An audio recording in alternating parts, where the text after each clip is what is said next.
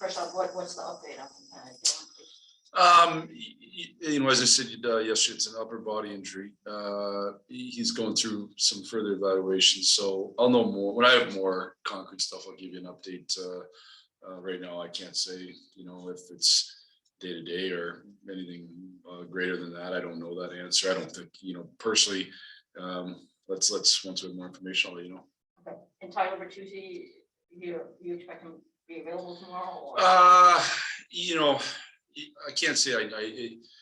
I guess we'll see tomorrow. I guess after the pregame skate tomorrow. He didn't skate today, so after the pregame skate tomorrow, I'll have a better feel whether he'll be available or not. And we talked about this last night, but I mean, is that, I guess after the first 5 minutes last night, kind of more of the mentality? I mean, Mark Salafran phrased it that be the ones who set the tone on the road. Don't wait for home team to tell you how to, Yeah, I think we'd like to take the game to the opponent. Now the opponent always has something to say about that.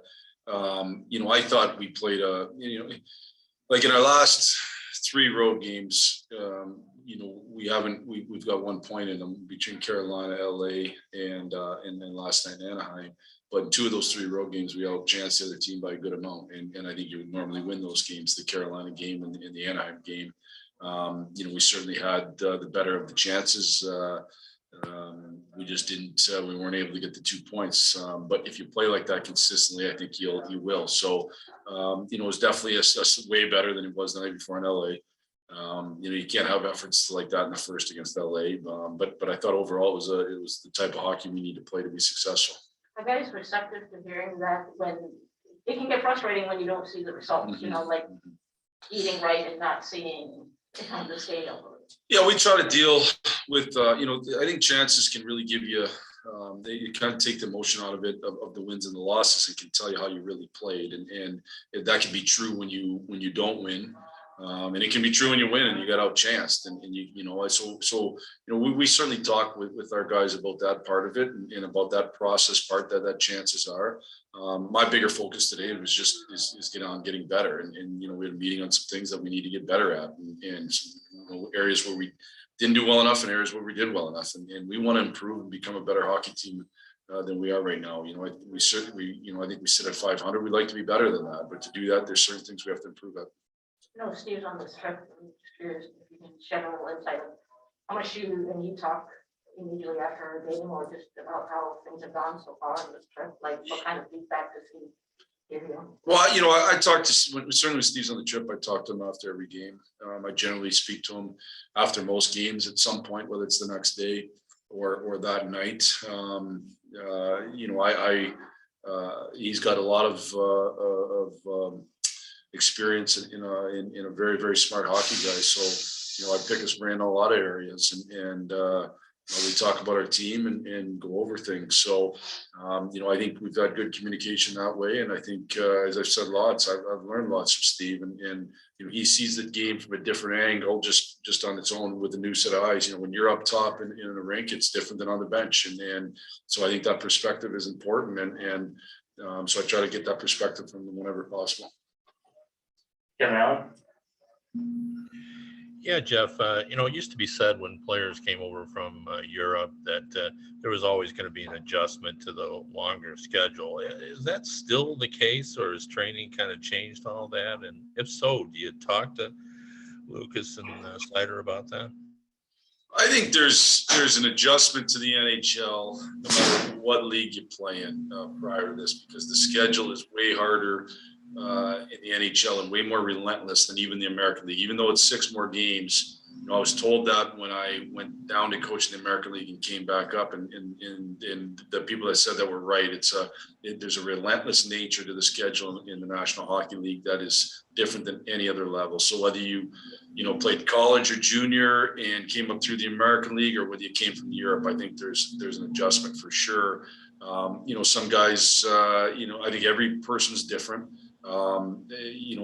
Certainly guys train like crazy now, so they're all in unreal shape, but there's a mental side of it. I think the biggest thing in the National Hockey League is if you're anywhere under 100% your best, it's really hard to be really effective. You got to be as close to optimal as possible to be real effective in this league, because how many good players there are. So on those nights when you don't quite feel it, or when maybe you're not as dialed in, there can be a big drop off. And so I think for the young player, it's learning either if you don't quite have your legs, how to still be an effective player. And that might just be getting through a game where you don't give up a whole bunch. And sometimes that is what it is, but that's okay.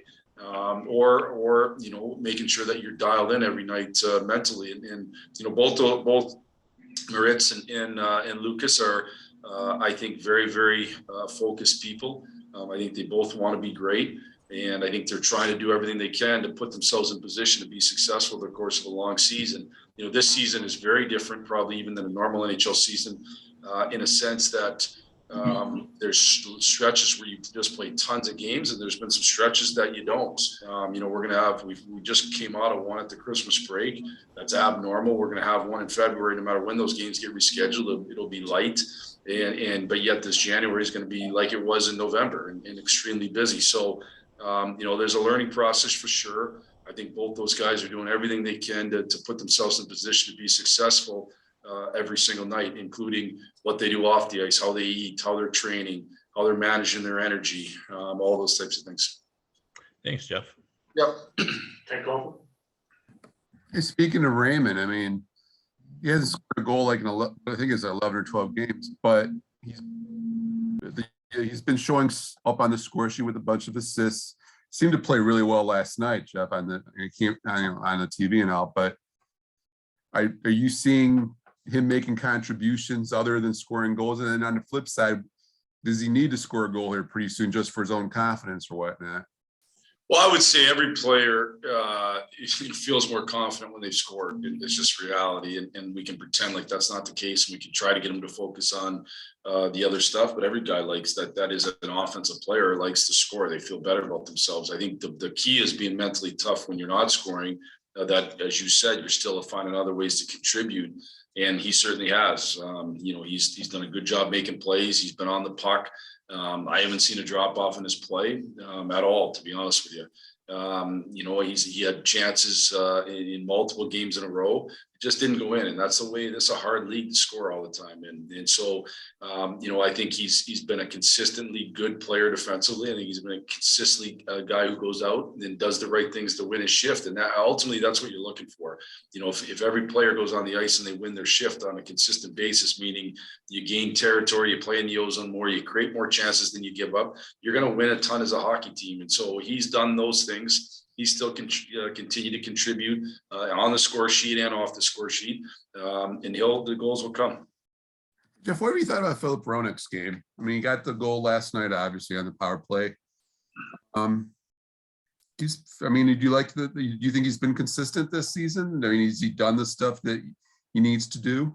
Well, I'd start with last night's game. I thought it was his best game in a while. I thought he did two things really, really well. He gapped hard and he shot the puck and kind of attacked the game offensively. And he's got a great weapon as a shot that I think that he just needs to continue to use it more. And you saw it on the 5-on-3 goal. It's a heck of a shot.